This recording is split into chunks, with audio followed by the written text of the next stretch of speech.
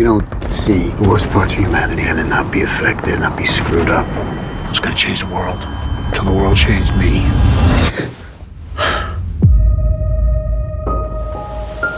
I saw you last night. More importantly, I saw that look in your eyes. You got a lot of anger inside you. And if you don't find a way to let that out, it's gonna eat you alive. Enlighten me. An outlet. Flesh made a man, huh? You about to dance with the devil, huh? You realize this power. We battle down to the final hour. Tonight we'll bring in 150. Thank you. Is this your guy? Yeah. You think you got what it takes? Why don't you place the bet and find out? Are you ready for a fight? We battle down to the final hour.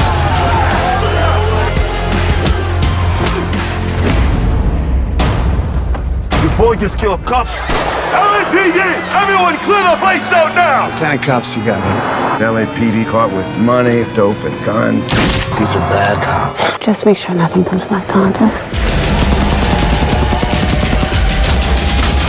We need to end this. Wasn't sure exactly what he needed, so I brought a few options. Let's do it. Line him up! Come on! I was born for this. You don't know who you listen with. The warriors exist. You take a shot, better not miss. I was born for this. You don't know who you listen with. I haven't seen your face around here. Nope. I'm new. Boom, there you go. That was the trailer for Lights Out arriving in theaters. Oh, where's my cue? I missed it. Here it is. It is February 16th on digital theaters on demand. And joining me to talk all things Lights Out is the director, Christian Sesma. Thank you so much for your time today, sir. What's up, buddy? I'm well, man. I had a lot of fun. I checked this out last night in prep. And it's what I love, man, as a film fan. You know, sometimes you just want straight up action. You want to see some of your favorite stars kicking, but this is one of those good popcorn flicks, man. I had a lot of good fun with this. No, that's awesome, man. I appreciate that. That's good to hear. That was the idea. We were trying to do that for sure. I love it. Well, I can't wait for everybody else to check it out. February 16th again, y'all. But let's talk all things with Christian. So when this script came your way from Gary Law, I believe. No, Gary Charles. Gary Charles and Chad Law. I'm messing up the names already. I'm sorry. But Chad Law, Gary Charles, shout out to them. It takes a village to make a film. When they came with you with this script, what was it about it that captured your attention and wanted to make it your next project? Well, we had just got done with Section 8 over here, and Brandon Burroughs, the producer, brought the script to me with Chad. Chad's like a longtime collaborator. And they're like, dude, we got this kind of old school 80s fight movie. You want to do it? And I was like, we want to go back to back because we have an opening with Frank and Mekhi and their schedules. I was like, let me read it. So I read it and I was like, man, this is this could be cool if it's done right? I'm like, if it's not cheesy and we can make it like a character driven piece and cool fight flick, maybe we can do it. And so, Brandon the producer was able to get the cast that we were able to get and, had the conversations with the cast and everybody's on board. Like we were all like in the same level when it comes to like where we wanted the tone to be, how we wanted the movie to come off. Everybody was on the same page. We're like, yeah. So, when everybody's on the same page, things start coming out with it. It's money. And you all killed it. Such a great cast. I want to talk about that a little bit. Frank Grillo, Mekhi Phifer, Jaime King, Dermot Mulroney, man, the stars are endless in this. Talk about bringing them on board. I think you just said you had like a couple of them already from Section 8 and, hey guys, we love your work. Can you come over to do this one? Yeah. Scott was from Section 8, Dermot from Section 8, Paul, who plays Jamie's, henchman was from Section 8. Justin Furstenfeld from Blue October, also Section 8. So we definitely had half the posse coming in, wanting to go do it again. But then obviously, we needed Frank, we needed Mekhi, Jamie to kind of lead the way. So, bringing them on board really gave it that weight. You know what I mean? And just really, I think Frank and Mekhi's chemistry really grounds this movie for sure. Definitely. And I really enjoyed the two of them together. The whole premise of, a former military soldier, an ex-con getting together, this kind of buddy film in a way. Just the chemistry was great. the two of them, if we could talk on their relationship and, directing them, working with them on this film, just about that, the production and working with them and what they brought to the table, especially Frank. Frank, I don't think gets enough respect. People need to put respect on Frank Grillo's name. Yeah, I think Frank makes sure people put respect on his name for sure. You don't mess with Frank Grillo. You know what I mean? That dude's the real deal. You know what I mean? Like, I think, Frank has been doing this for a long time. He's worked with the best of the best. I mean, and he brings that kind of experience level and gravity and just straight charisma, man, to the screen. Like, you just see him, you're like, how do you not like this guy? He's so good in the movie, so good at everything he does. And then teaming him with like an icon like Mekhi, with 30 plus years in the game, again, working with the best of the best, found by Spike, all these guys. You're just, you had a good recipe for two guys that had a lot of respect for each other. They had a lot of respect for the material, and they wanted to see this get, its best treatment as we could. And so, yeah, like, it's just a dream when you're working with two guys that, that really want to take this and make it their own and make it good. It's like, so we were all on the same page. We're trying to, we were working, day and night and trying to make this right. I love it. I love it. I was looking a little bit about you, Christian. Just like you seem like you're kind of like a fanboy. You were at San Diego State, and then you want to get into film, and then I don't know if you started taking more classes there, but then you went to like San Diego Comic-Con and just was like, you just started doing indie projects, and then kind of found your niche, and now you're working with like legends.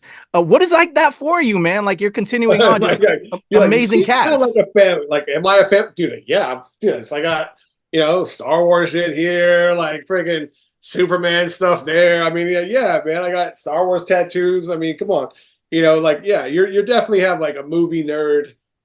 That was, I've always been a movie nerd, movie buff my whole life. Did creative writing, things like that. But I didn't think I was going to be a movie maker until until I was 30.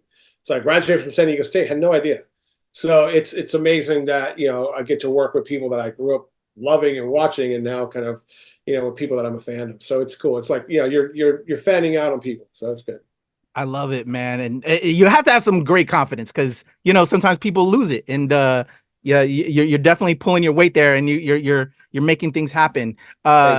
With that being said, man, I kind of want to ask for those. I have a lot of aspiring filmmakers that watch what I do. I'm a filmmaker myself that does this because I just love this art that we do. So it's a pleasure chatting with you and promoting what you're doing, because I know how hard it is to get our projects out there. What would you say to those cats out there, man? Because you have confidence is exuding from you, man, and it looks like you know what you're doing. Yeah, well, I think it's trial by fire. I think you've been put through the ringer enough and be able to come out, and keep going. That's given you the confidence. You know what I mean? I think it's one of those things that, like, I'm a big fan of really trying to find out what you're meant to do in this life and go for it. You know what I mean? It's like, I'm completely self-taught. I didn't go to film school or anything like that. So it was one of those things where I was able I just took people's advice, picked up a camera, and went for it. I mean, I was always inspired by Robert Rodriguez and his 10-minute film school, and Rebel Without a Crew, and all these things of the time. And that really was like, it was a no excuses mentality and philosophy about wanting to be a filmmaker. So and look, I'm Latino, dude, so we don't ever have an excuse to not do anything. So we're like, if we want it, we better go get it done. I love it. I love it. Yeah, when I was reading that part in your bio about, Robert Rodriguez Film School, it's the same deal with me. And I was like, I know this guy. I can get down with this guy. Christian's my man. Yep. All right, let me get back to the film, because it's amazing, y'all. February 16th. Check it out. Lights out. Shooting the fight scenes with Frank, kind of like in the quote unquote backyard octagon, if you will. What was that like? Getting that camera work all in there and just the shots you wanted to do? It was fun. Like, I always say that, that piece of it, when you have pros like Frank that actually know how to fight, actually know how to throw punches, that know how to move, that have a very high level skill set, and guys like Atkins, who are just legends in the game, it's very much becomes just like a checklist. I'm like, all right, cool, guys, here we are. Here's our cameras. Everything's pre-choreographed, everything's pre-viz. We already know what we're going to attack. So that isn't really the hardest process, believe it or not. The fight choreography becomes more like all the pros are in play, and it's like cooking. You're like, all right, let's go. Here's your sous chef. Throw me this. I need a knife. I need the potatoes. I need this. You start just kind of checklisting off what you need to do. And then it becomes an editing where it becomes really, really dope. But I think that process is always really fun and really organized, so it's fun. And then, they just bring that intensity, and you got, Cowboy and Frank going at it is dope. I love it. I love it. I have to ask you, man. I always kind of like to get this question in there. You may not want to answer because I know we love all of our baby. This being your baby, do you have like a favorite, like maybe sequence, favorite character, one that you like want to maybe target the folks to check out while they're watching this film? Ooh, yeah, that's a tough one. What do I like in this sequence? You know, there's something about the flashback sequence that he talks about. Because it's like it's cool because it's visually big, you know, and I think that, you know, the flashbacks of Frank's talking about, you know, where he comes from, this, that, and the other. He's talking about his brothers and that, but then you kind of cut back to like the horrors of war. I don't know. I thought that was kind of I like that sequence a lot personally. Just thought it was kind of a good for me. It felt like a very kind of Sesma stamp on things. So I love it. I gotta tell you one thing that really caught my eye, and this is just nerddom. And you said you're a bona fide nerd as well. I'm curious in some of the fight sequences when we see Frank, you know, throwing down, we see Mortal Kombat style, you know, targeted. This is the move he did, and this is the bone he broke. You know, was that kind of influence from that, or just where did that come from? it was funny, man. That was like an 11th hour addition to the editing. And it was like one of those things where we're going through editing. We're like, man, how do we, again, it was a lot of work to try to make this still not feel like just another kind of, you know, little fight movie, you know? So it's like 11th hour, the producer comes in. I have this idea. I want to try this.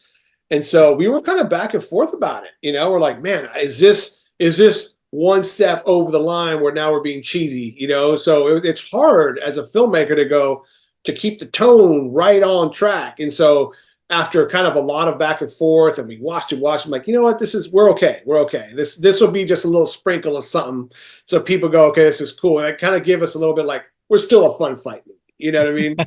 So yeah, it was good. I'm like, it was something that we kind of took a risk on. That I'm really glad. You're like the 7th person today that really liked it, so that makes me feel really happy. I love it. Yeah, I dug it. So before I let you go, I don't want to spoil anything for the people because again, it's dropping February 16th. But you know, there's these. I love these characters. Mekhi and again Frank had great chemistry. Not saying what happens with them at the end, but sequel possible. You know, could this be a franchise? It's a great world. I don't know. You know, look, Fast and Furious started with just 2 dudes, like, you know, racing cars, and now they're just superheroes in space. We don't know, who knows where it goes. Frank Grillo is going to the moon fighting aliens. I don't know. All right. Well, thank you again for talking all about Lights Out, Christian. It's a pleasure chatting with you. Again, everybody, February 16th, theaters, digital, on demand, all the things. I'm going to have all the links for Christian in the description below. Go check it out. Before I let you go, Christian, one last thing. Is there any other projects along the way that we could also look forward to? Obviously, we want them to check out Lights Out, but I also just wanted to give you a little bit of time to just promote anything and or let people know where they can check you out. Yeah, look, I mean, you can always check me out on the social. You can hit me up on Insta, christian.sesma. I got my next movie comes out in the summer during Shark Week. It's Richard Dreyfuss's return to the shark genre. It's gonna be a really crazy thriller. It's kind of like a very serious, like Captain Phillips of Sharks. And then, you know, we got some stuff teaming up for this year, so it's gonna be fun. I mean, you'll see that teamed up. Amazing! I can't wait. Please come back when that drops. I'd love to give you your flowers and chat it up. Let's do it. All right, y'all. Christian Sesma, Lights Out. Everywhere, theaters, digital, on demand, all the things. February 16th. I am Kuya P. This is Nerds Rule the World.